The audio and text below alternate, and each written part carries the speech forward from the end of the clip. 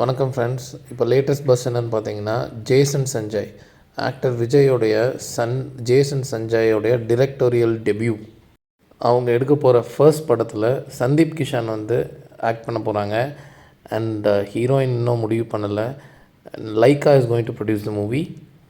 Another key information என்னென்னு பார்த்தா, சுரேஷ் சந்திரா அஜித்துடைய மேனேஜராக இருந்தவங்க இந்த படத்துக்கு ஜேசன் சஞ்சய்க்கு பிஆர்ஓவாக ஜாயின் பண்ணியிருக்காங்க.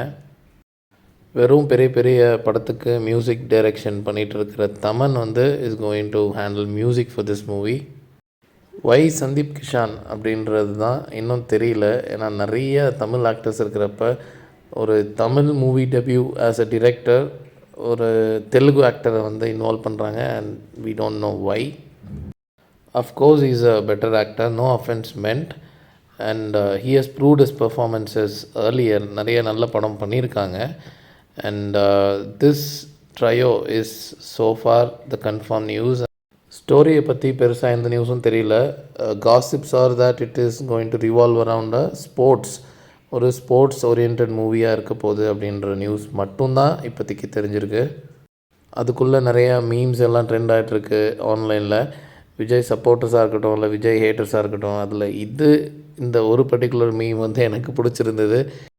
இப்போ ட்ரெண்டிங்கில் இருக்கிற யாரா அந்த பையன்ட்டு அவங்களுடைய பழைய கிளிப் ஒன்று எடுத்து போட்டு வச்சுருக்குறாங்க.